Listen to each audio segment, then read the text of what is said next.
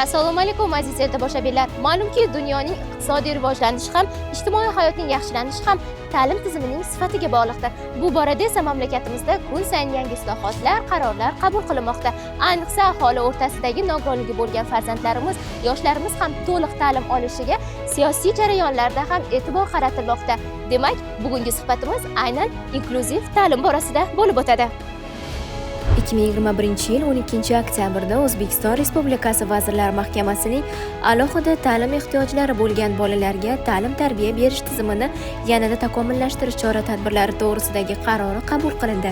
Qarorga ko'ra, umumiy o'rta ta'lim tashkilotlarida inklyuziv ta'limni tashkil etish hamda boshlang'ich tayanch korreksion sinflar faoliyatini yo'lga qo'yishga, shuningdek, o'quv-tarbiya jarayonini uzluksiz amalga oshirish belgilab qo'yildi. Shunday ekan, o'tgan yillar davomida amalga oshirilgan ishlar qanday natija bermoqda? Davlatimiz rahbarini yangi O'zbekistonni rivojlantirish bo'yicha 5 ta eng ustuvor yo'nalishni birinchisi etib sifatli ta'lim tizimi etib belgilandi va so'nggi yillarda davlatimiz rahbarining tashabbusi bilan inklyuziv ta'lim tizimi bizda milliy ta'lim tizimimizga joriy qilindi. Va o'tgan vaqt mobaynida ko'ryapmizki, yangi tahrirda qabul qilingan bosh qomusimizda ham alohida ta'lim ehtiyoji bo'lgan bolalarni maktabgacha ta'lim tashkilotlarida, umumiy o'rta ta'lim maktablarida ta'lim-tarbiya berish belgilandi. Bu esa ularni o'zlarini sog'lom tengdoshlari bilan teng huquqqa egaligi va teng ta'lim olish imkoniyatlarini qonuniy tomonidan belgilab beradi. 2021-2022 o'quv yilidan boshlab respublikamizda 31 ta umumta'lim maktabida tajriba sinov tariqasida inklyuziv ta'lim sinflari ochildi va 122 nafar alohida ta'lim ehtiyoji bo'lgan bolalarimiz qabul qilindi.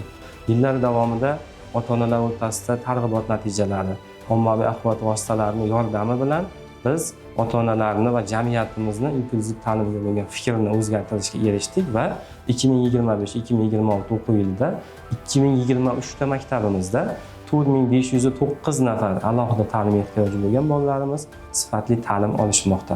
2030-yilgacha biz respublikadagi 10139 ta umumta'lim maktabining barchasida inklyuziv ta'lim sinflarini joriy qilishni rejalashtirganmiz. Davlatimiz rahbarining tashabbusi bilan 2025-yil davlat dasturimiz doirasida har bitta tuman shaharimizda bittadan umumiy o'rta ta'lim maktabida to'siqsiz muhit talablari bo'yicha jihozlash belgilangan. Bugungi kunda respublikamiz bo'yicha mahalliy hokimiyatlar bilan hamkorlikda ushbu ishlar amalga oshirilmoqda. Maqsad alohida ta'limga ehtiyoji bo'lgan bolalarimiz, nogironligi bo'lgan shaxslarimiz ta'lim muassasasida erkin harakatlanishi, u yerda o'zlari mustaqil harakatlar bajarib dars mashg'ulotlarga qatnashishi, shu bilan birgalikda do'stlari bilan darsdan bo'sh vaqtlarida qo'shimcha to'garaklarda qatnashish uchun sharoitlar yaratish bo'yicha tizimli ishlar olib borilmoqda.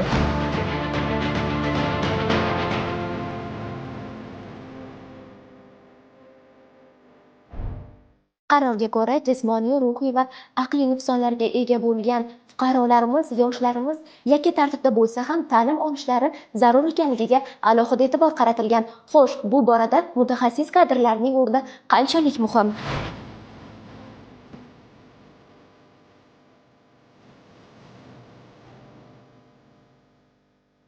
Maktabgacha ta'lim tashkilotlariga qatnayotgan bolalar o'rtasida ham inklyuziv ta'limni rivojlantirish alohida e'tibor qaratilmoqda. Muhtaram yurtboshimiz tomonidan bu masalaga alohida e'tibor qaratilib, alohida ta'lim ehtiyojlari bo'lgan bolalar uchun UNESCO inklyuziv platformasini yaratish tashabbusi ilgari surildi. Bu ham bo'lsa, mana shu bizning mamlakatimizda xususan barcha nafaqat maktabgacha umuman inklyuziv ta'limni rivojlantirishga qo'yilgan qadamlardan biridir.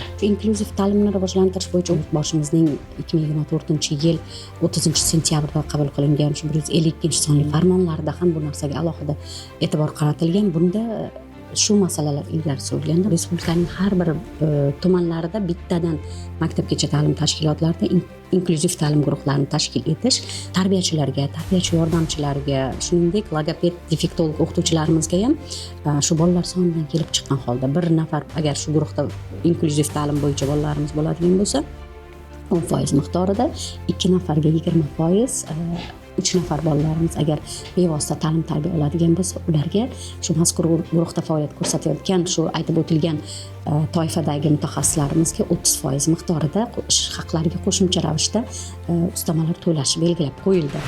Shuningdek, qarorda 2023-2024 o'quv yilidan boshlab maxsus pedagogika, defektologiya magistratura mutaxassisliklari bo'yicha davlat oliy ta'lim muassasalariga qabul to'liq davlat granti asosida amalga oshirilishi ham belgilab qo'yilgan. Nogironligi bo'lgan shaxslarning ham endilikda sifatli ta'limdan to'liq bahramand bo'layotganligi hayotda, jamiyatda o'z o'rnini topishiga zamin hozirladi.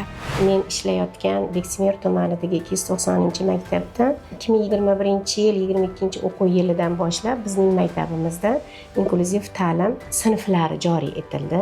Aynan hozirgi davrda 3 nafar alohida ta'lim ehtiyoji bo'lgan o'quvchilarim bor.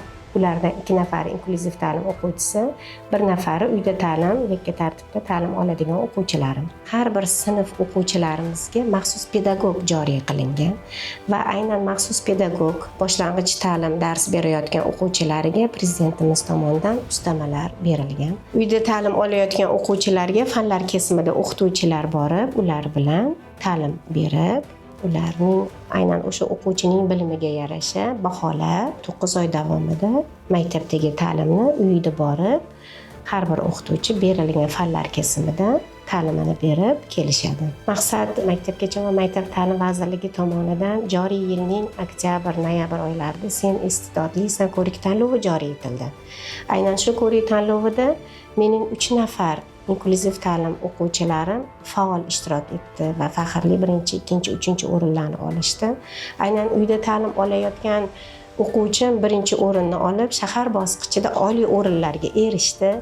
U bolamiz yuzidagi ichidagi quvonchini unchalik bolam xursandchiligi orqali hattoki o'zini kasalligini, shu oyog'idagi nuqsoni orqali yura olmasligini ham hattoki butunlay unutdi. Sababi u shunday bir ko'rik tanlovda faol ishtirok etib, o'zini iqtidorini, salohiyatini oddiy bitta rasm chizish orqali namoyon etib, Toshkent shahar tanlovida eng oliy o'rinni oldi. Tanlovlar aynan shu alohida ta'lim ehtiyoji bo'lgan bolalar va uyda ta'lim olayotgan o'quvchilar uchun ko'tarinki ruh bag'ishlaydi. Ularga kerak, rag'bat kerak bolalarga. Nima uchun? Ular o'zini kasalligini his qilmasin.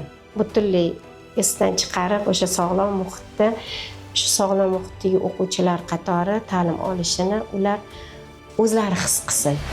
Ma'lumki, yaqindagina bo'lib o'tgan YuNESKOning 43-sessiyasida ham asosiy urg'u mamlakatimizning maktab va maktabgacha ta'lim tizimida ehtiyojmand bolalar uchun inklyuziv ta'limni rivojlantirishga alohida e'tibor qaratildi.